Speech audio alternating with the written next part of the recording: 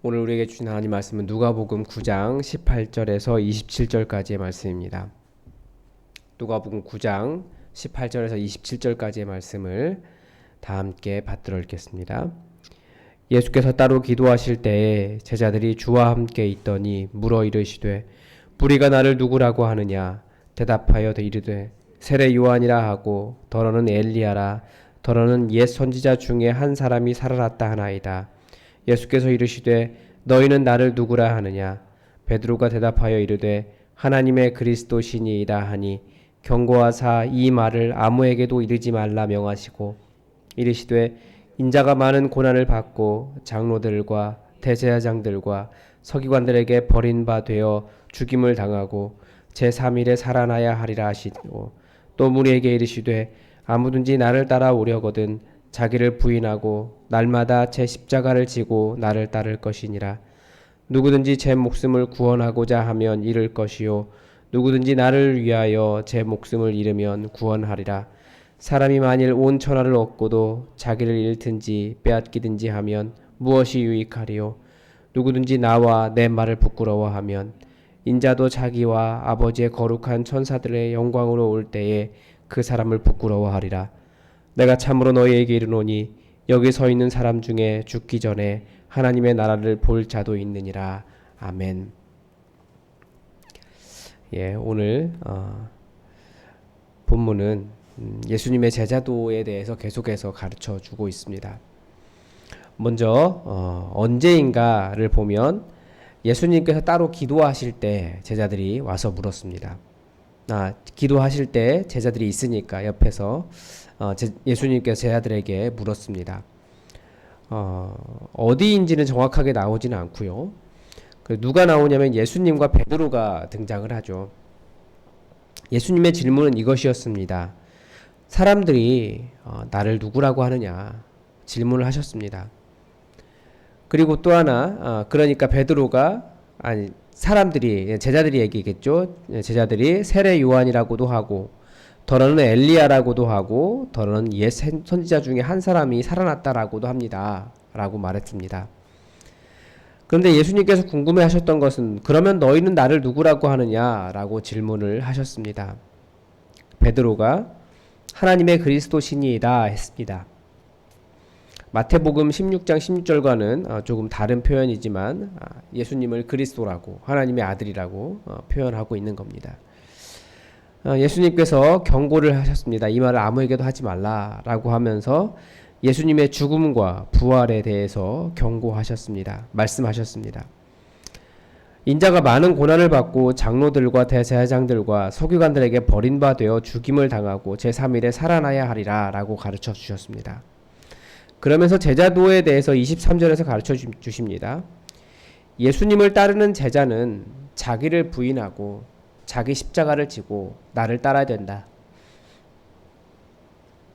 26절에서는 이것을 다른 말로 나와 내 말을 부끄러워하지 않아야 된다라고 하는 것을 동일하게 이렇게 대꾸로 같은 말인 것을 가르쳐 주십니다. 왜 그렇겠습니까? 이 본문은 그리스도됨과 그러니까 예수님의 그리스도됨과 그리고 제자가 무엇인지에 대해서 가르쳐 주시는 겁니다. 그래서 강조점이라고 한다면 본문에서 가르쳐 주는 것은 예수님에 대해서 하나님의 아들 그리스도라고 생각한다면 거기에 맞는 걸맞는 그 고백에 걸맞는 그리스도의 삶, 예수님의 삶을 따라야 되는 것이 추종자들의 삶인 것을 가르쳐 주십니다. 그래서 핵심 주제가 있다면 제자는 스승처럼 사는 것이다. 스승처럼 사는 사람이다 라는 겁니다. 연구와 묵상으로 넘어가서 세상과 우리는 예수님을 누구라고 하는가를 다시 좀 생각해 보았습니다. 세상은 예수님을 위대한 사람 정도로만 이해합니다. 또한 최근에 이 포스트 모더니즘 시대 속에서 예수님은 이 세상을 억압하는 파괴 또는 해체해야 할 거대 담론의 대상이기도 합니다. 위대한 철학가 정도로 이해하는 사람도 있는 것 같습니다. 그러나 우리는 예수님은 누구라고 하느냐를 더 중요하게 보십니다. 우리는 당연히 예수님을 우리의 그리스도시고 또 우리의 주인이시고 우리의 스승이시라고 우리의 구원자라고 그렇게 고백합니다.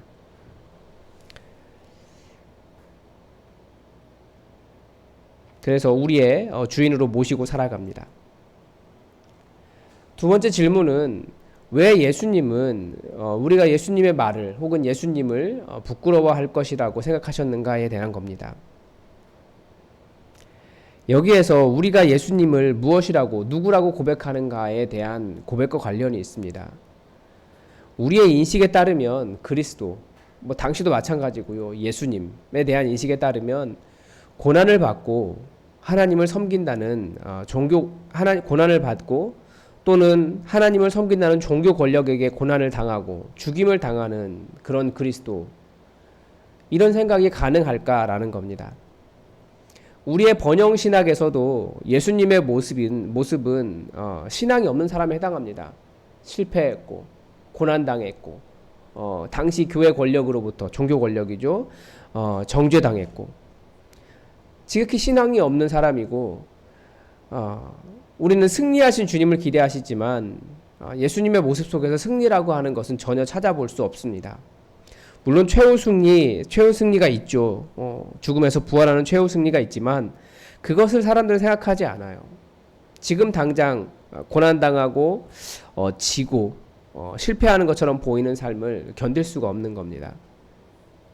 그러나 예수님은 그런 승리하신 주님만을 기대한다는 것, 승리하신 그리스도만을 기대한다는 것, 그것은 예수님을 따르는 제자의 삶이 아니라는 것도 또 가르쳐 주시는 겁니다.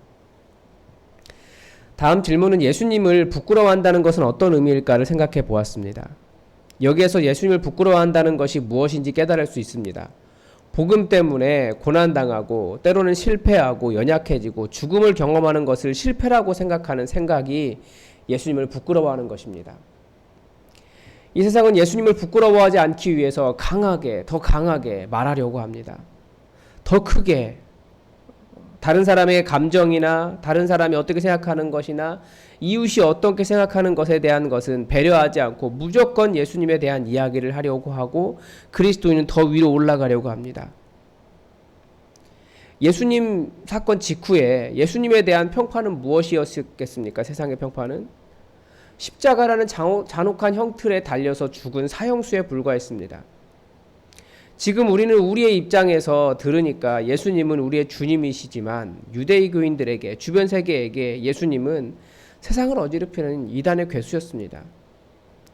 또한 교회도 그렇게 승리하는 조직이 아니었어요. 그러나 교회가 세상을 정복한 방법은 결국 그 부끄러운 예수님의 십자가를 지고 고난을 감당했기 때문에, 그러면서 복음을 부끄러워하지 않았기 때문에, 고난당하는 그 그리스도를 부끄러워하지 않았기 때문에, 그리고 나도 고난당하는 것, 연약해지는 것, 지는 것을 부끄러워하지 않았기 때문에 그래서 세상을 정복했다라는 겁니다.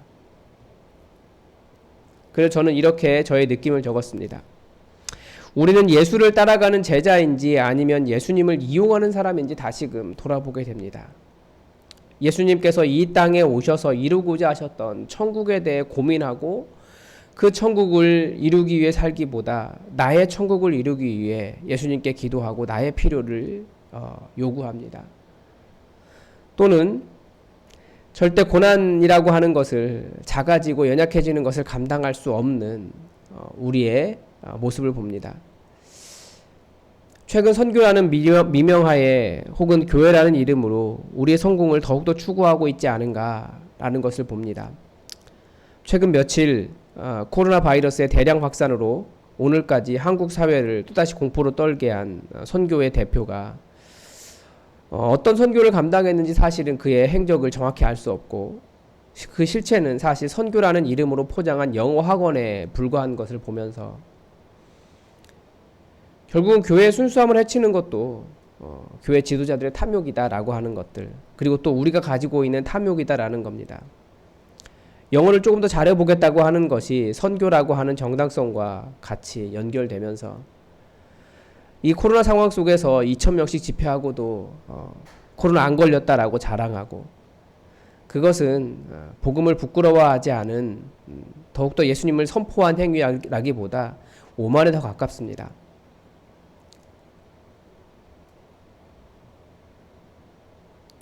우리의 모든 탐욕이 더해져서 결국 예수님처럼 허름한 옷을 입고 십자가를 지고 걸어가는 하나님의 그리스도는 틀렸다라고 말하고 있다는 것을 봅니다.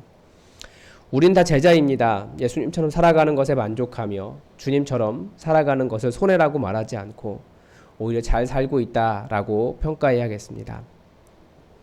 그리고 적용을 저의 생각의 문제를 적용했습니다. 주님을 따르는 삶은 성공과 승리가 아니라 실패와 고난과 죽음이 먼저입니다. 정말 작은 상가교회 그리고 목사를 간절히 기다리 연약한 성도들의 담임 목사가 되기를 선택한 것이 얼마나 감사한지 모르겠습니다. 또한 우리도 큰 것을 보았기 때문에 그리고 화려한 것을 보았기 때문에 그것이 옳다라고 생각하기보다 연약한 자가 되었지만 오히려 이것이 다시 한번 주님을 발견하는 주님의 은혜임을 더욱더 감사했으면 좋겠습니다. 그리고 코로나 사태 속에서 교회에 대한 아쉬움이 안타까움이 정말 더욱더 커지는 것 같습니다.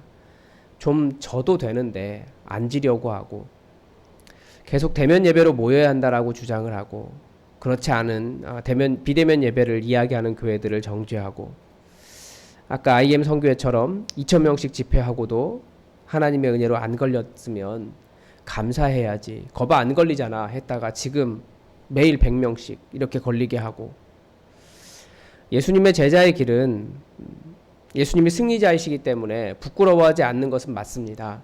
그러나 예수님의 제자의 길은 겸손하고 또 실패와 고난과 죽음이라고 예수님은 가르쳐 주셨습니다. 예수님과 예수님의 말이 부끄럽지 않아서 강하게 말한 결과라기보다는 그 오만을 생각하면서 오히려 성공을 통해서 자기의 성을 쌓아가려고 하는 것이지 예수님의 방법이 아니었다라는 것을 보면서 더 연약해지는 것을 두려워하지 말고 더 세상에서 꼭 승리하지 않아도 예수 그리스도의 승리가 이루어질 수 있다는 것을 기억하면서 그렇게 겸손하게 복음을 전해야겠다라는 적용을 했습니다. 여러분은 또 어떻게 적용하실지 잘 모르겠지만 여러분도 여러분의 삶에 겸손한 그리스도인의 모습을 적용해 보시기 바랍니다. 그 모습이 제자입니다. 기도하겠습니다. 하나님, 매일같이 한국 교회가 세상에서 없어져야 한다라고 하는 그런 메시지를 듣게 됩니다. 세상에 위협이 되며 우리의 승리로 우리의 나라를 만들려고 하는 거기에 예수님을 이용하려고 하는 우리의 모습을 봅니다.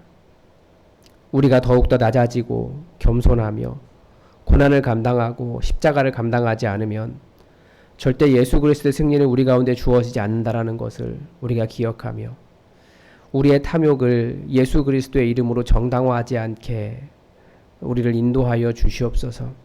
깨달아 알게 하시고 우리의 무엇이 탐욕인지 심지어 우리가 예배드리는 것조차도 지금 이 모든 것이 멈춰버린 시대 속에서 정말 많은 사람들이 고통당하는 시대 속에서 우리의 것을 꼭 지켜야 한다라고 하는 것이 오히려 우리의 탐욕인 것을 다시금 돌아보며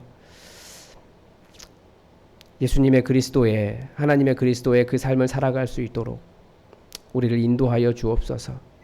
바르게 판단하게 하시고 이 상황에서 교회가 조금 연약해져도 괜찮다라고 우리를 받아들이게 하시며 우리가 원하는 대로 다 예배하지 못하고 다 모이지 못한다고 할지라도 그것이 세상을 섬기는 일이면 또 예수 그리스도의 길을 걸어가는 일이면 십자가로 잘 감당할 수 있도록 또 함께하여 주옵소서.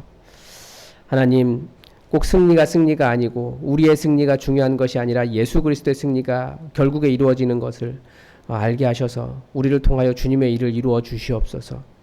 우리가 제자이오니 주님 우리를 사용하여 주시고 우리를 통해 하나님 나라 이루어 주시옵소서. 주께서 함께 하시며 또 오늘 하루 이 삶을 살아갈 수 있도록 도우시길 원하오며 예수님의 이름으로 기도드립니다. 아멘. 여러분, 오늘은 교회 공동의 기도 제목으로 수요 기도회를 위해서 기도해 주십시오. 모이는 것이 많은 위협이 되고 주변 사람들이 내 시선이 많이 신경이 쓰이지만 또 우리 안전수칙 잘 지켜서 방역수칙 잘 지켜서 또 모이기로 했으니까 함께 모여서 또 예배하고 찬양하고 또 기도하고 그러면서 하나님의 뜻을 찾아가는 그런 시간이 되었으면 좋겠습니다. 말씀을 전하는 최철규 목사를 위해서 여러분 기도해 주시기 바랍니다. 그리고 오는 모든 성도들 안전하게 지켜달라고 여러분 기도해 주시기 바랍니다. 또 환우들을 위해서도 계속 기도해 주십시오.